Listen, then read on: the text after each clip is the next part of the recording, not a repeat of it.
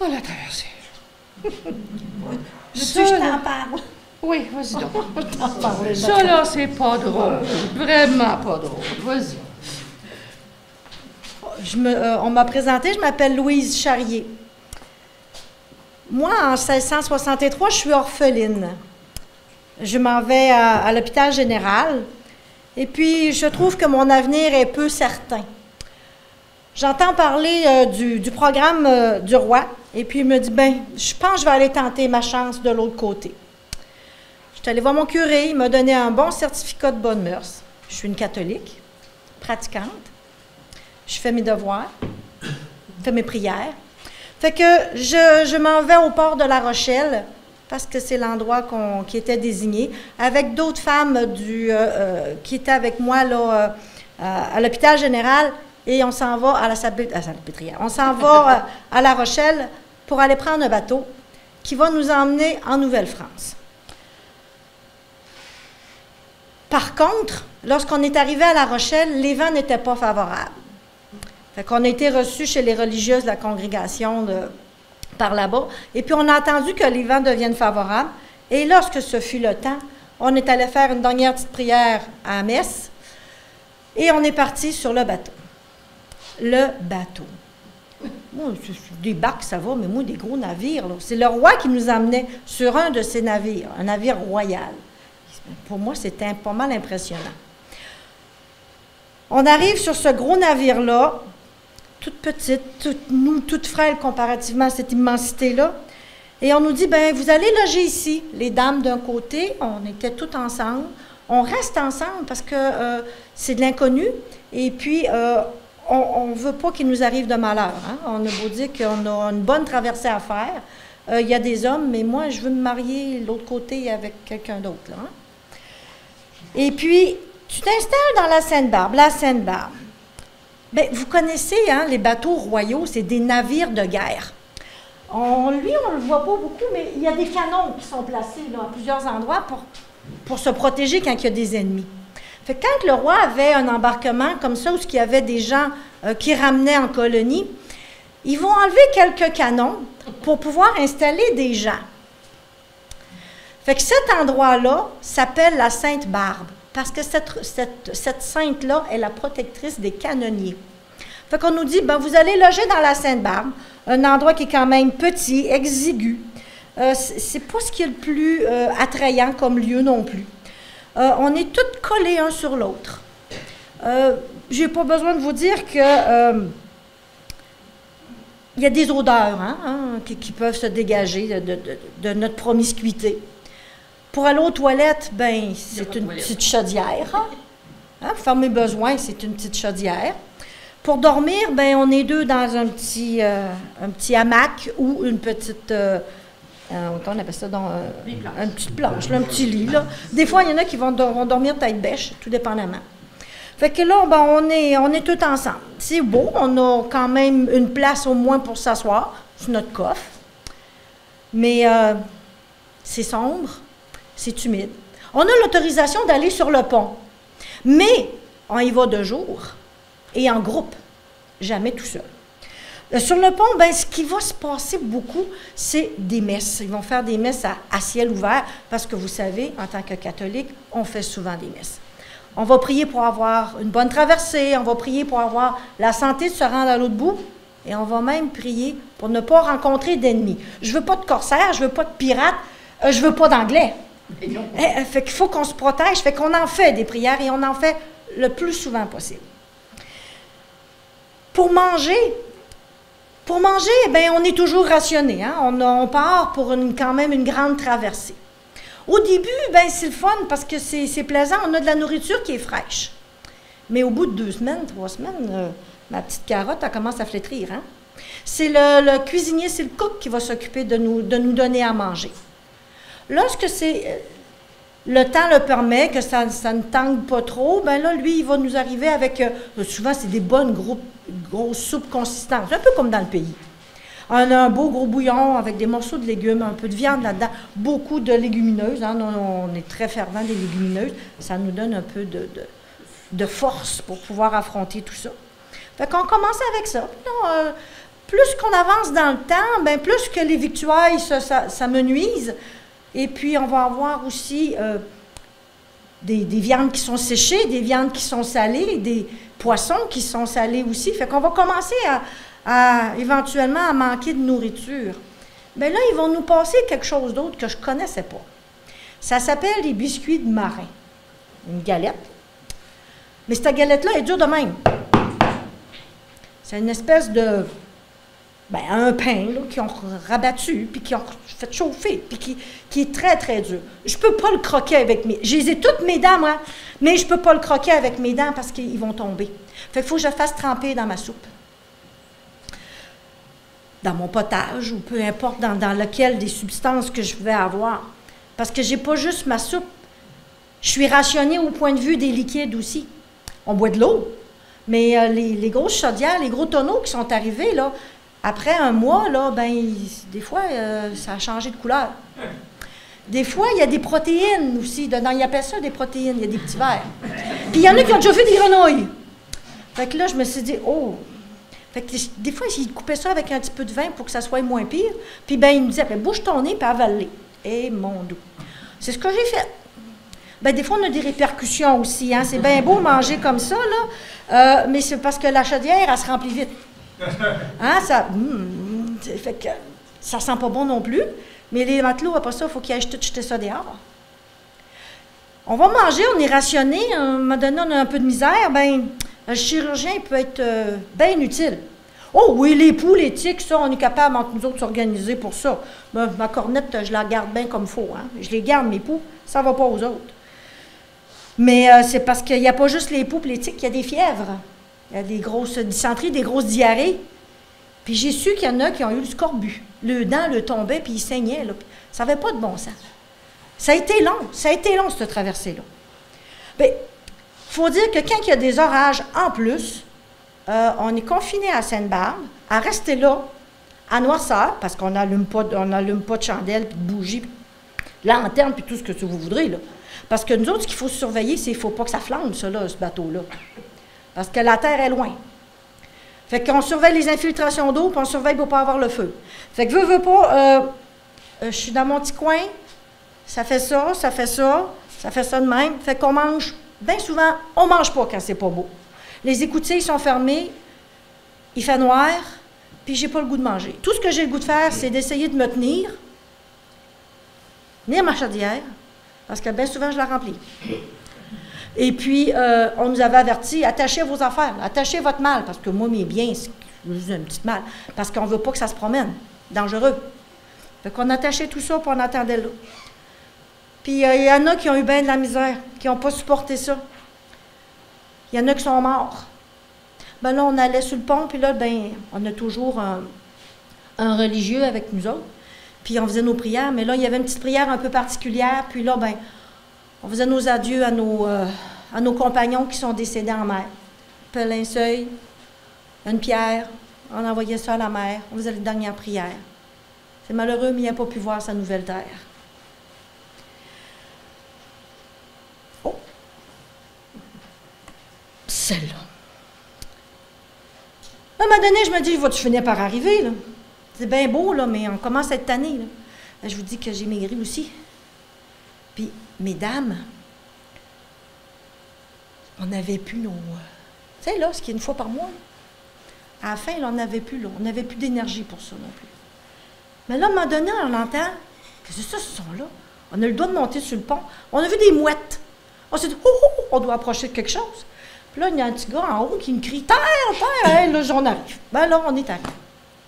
Mais là, on n'est pas encore arrivé. Là, on est sur le bord, on dit c'est le Labrador, puis c'est Terre-Neuve. On ne connaît pas ça.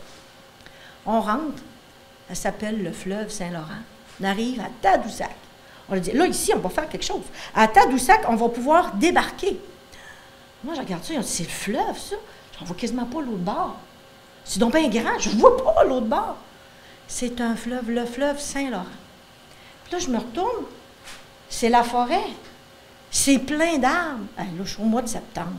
Les couleurs qu'il y a là, oh, c'était tellement beau. Mais c'était tellement beau.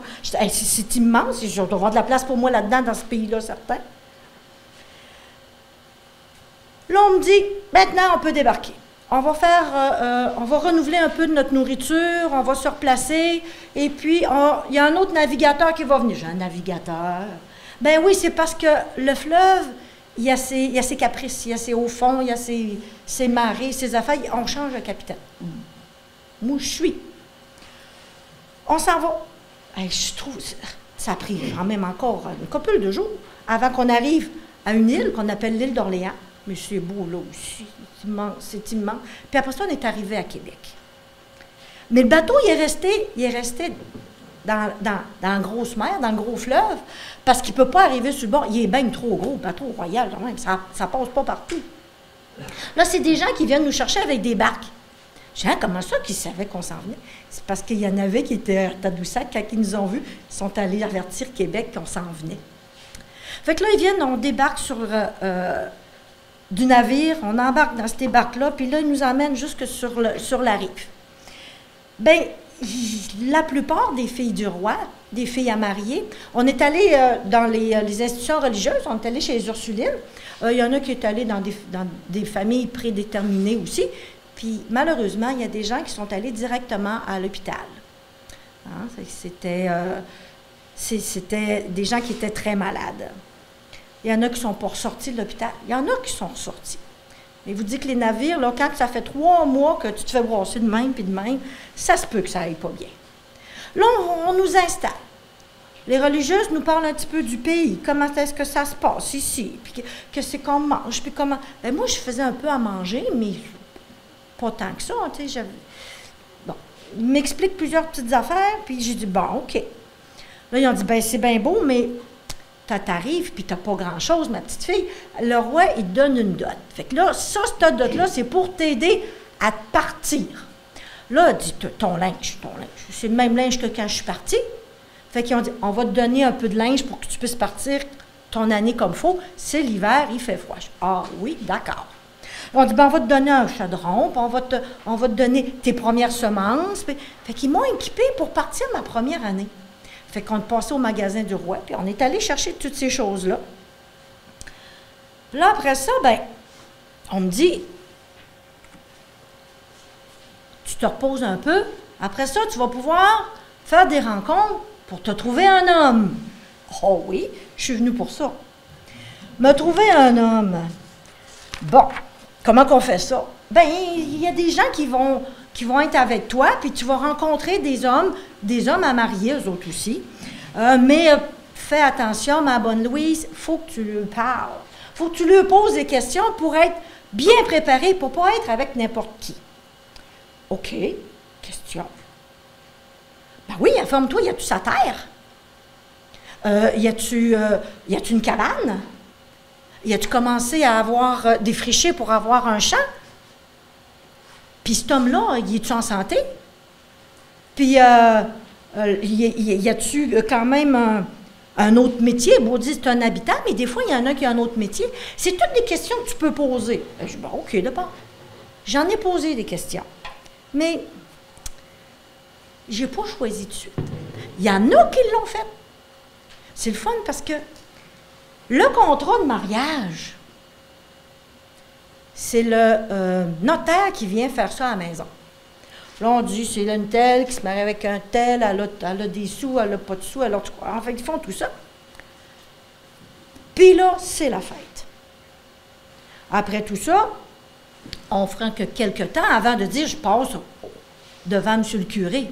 Fait que si la fille se rendait compte que l'homme qu'elle avait choisi, il avait le coude plus haut que la gorge, ah ben, ça se pouvait qu'elle change. Elle avait le droit de déchirer son contrat de mariage, aller voir le notaire et rectifier. Je ne veux pas me marier avec cet homme-là. C'est pour ça qu'on dit qu'on a un certain choix.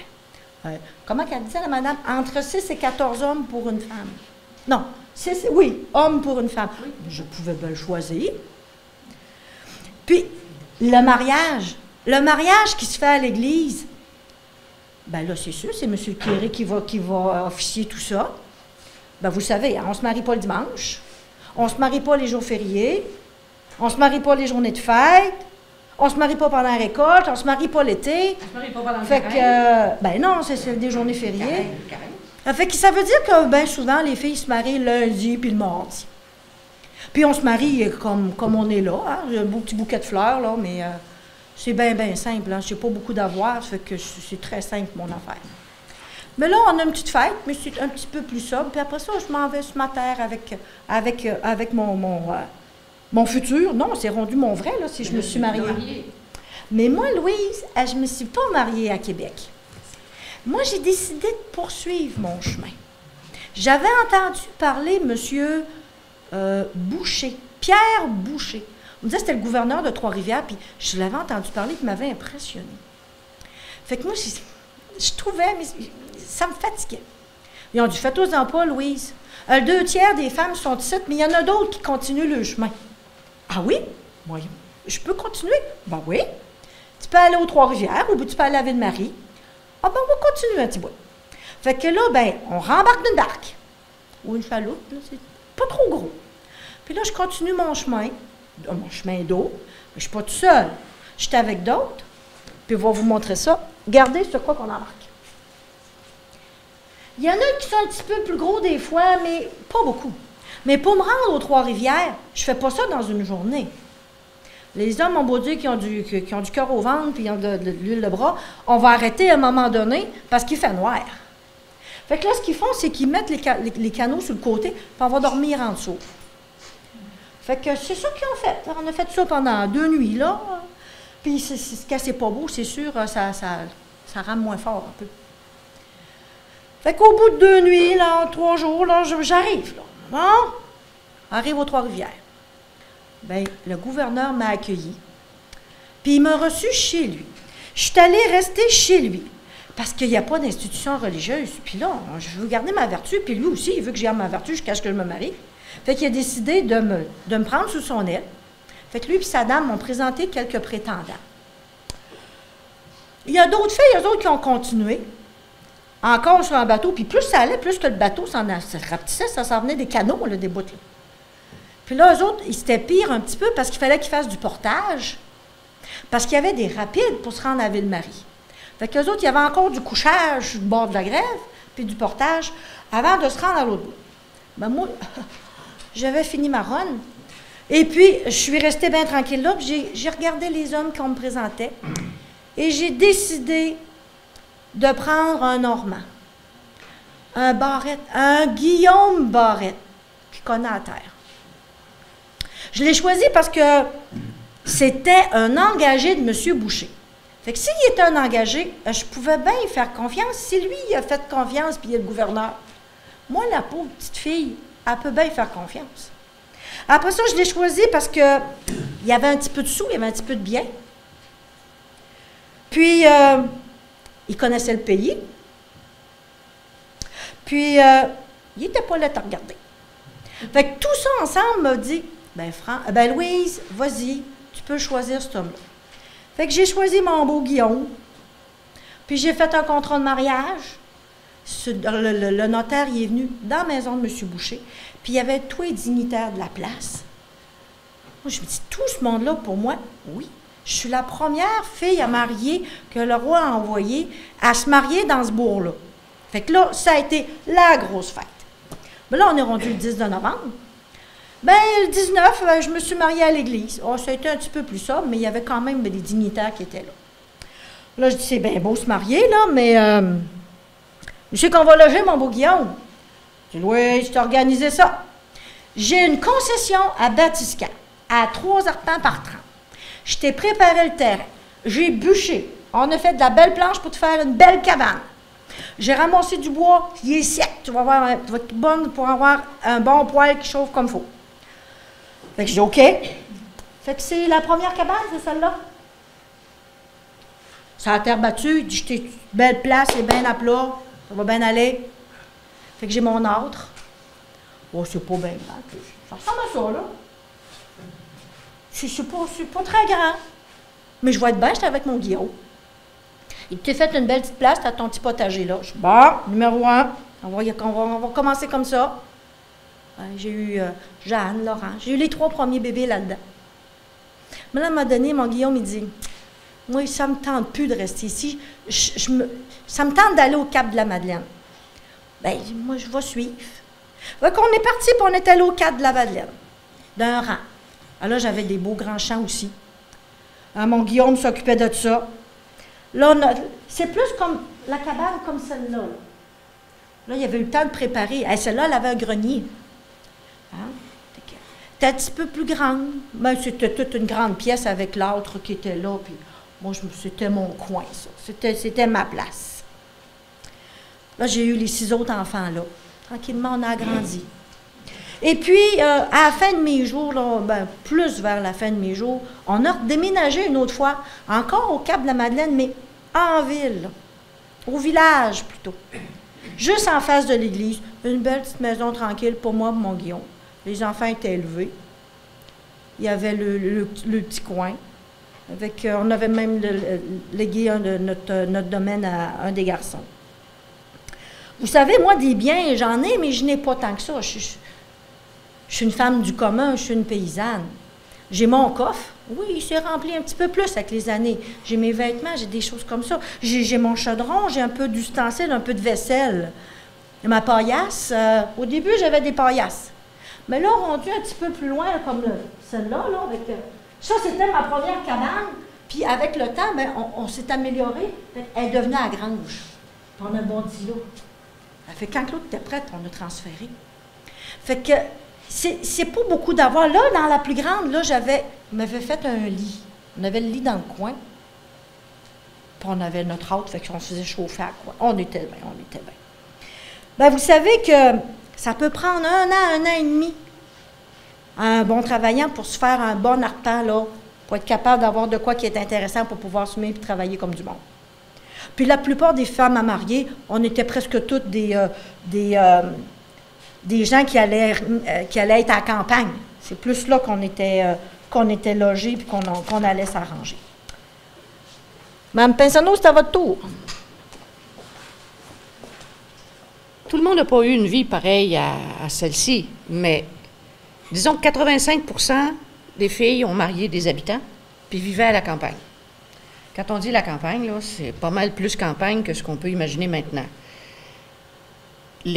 Chacun des terrains avait 3 arpents de large puis 30 arpents de profond. Bien, 3 arpents de large sur le bord du fleuve, puis il fallait mettre notre maison assez proche, ne serait-ce que pour aller chercher de l'eau, parce qu'il n'y a pas d'eau courante dans ce temps-là. Puis, entre chaque maison, il y avait facilement 3 arpents. Vous marcherez ça, vous autres, en plein hiver, ou donc, quand tu es enceinte, puis que tu aurais besoin de l'autre voisine pour t'aider, là, c'est bien loin. Mais, finalement, c'était un pays qui était tellement différent du nôtre, c'était tellement vaste ici, on n'en revenait pas, personne, les filles n'arrivaient pas à s'imaginer qu'ils s'en venaient dans un pays qui était aussi grand. C'est pour ça que tout leur semblait tellement différent. Il y avait 4 saisons. On ne voyait pas chez le voisin. On était isolés dans notre coin. Dans nos coins à nous, en France, on connaissait tout le monde. On savait à peu près qui était le fils de qui, etc. Ici, en plus, qu'on connaissait pas ceux qui étaient nos voisins, c'est qu'il y avait des Amérindiens. On avait un peu peur. On savait qu'il pouvait se passer des affaires dangereuses avec les Iroquois. Mais c'était aussi le fait que nous autres, on venait de différentes régions, on ne parlait pas toutes le même patois, on ne se comprenait pas toujours très bien entre nous. Puis on était tellement isolés les uns des autres que quand ça va mal, là, tu te demandes comment tu vas faire pour t'en sortir. Bougez pas que je retrouve mes notes. Voilà.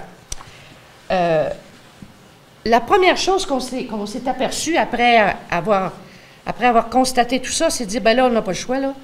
Il faut s'adapter. Il faut s'acclimater. On n'a pas le choix. On est rendu, maintenant, il faut faire avec. Puis on voyait bien, en tout cas, qu'il y avait de l'espace, puis que c'était un pays qui était prometteur. Mais on avait quand même une boule dans le ventre, parce que tout était à apprendre. Il fallait qu'on apprenne, on se disait, comment on va faire durant l'hiver? Comment on va faire? Comment on va faire ci? Puis si ça ne marche pas, puis là, tu n'as pas de parenté, tu n'as personne pour t'aider, ça veut dire, débrouille-toi, mon gars. Ou ma fille, débrouille-toi. Donc, rapidement, on s'est rendu compte que le mari, on travaillait plus dehors, nous autres dans notre potager, mais la femme plus dans la maison. Mais si on avait besoin de quelque chose qu'on n'avait pas, là, pas besoin de vous dire qu'il n'y avait pas de magasin, il n'y avait pas de Canadian Tire, il n'y avait pas d'épicerie, il n'y avait pas de boucherie, rien. Tu as besoin de quelque chose? Bien, fais-le. Trouve une manière de le faire, puis fais-le, sinon tu ne l'auras pas. C'est tout.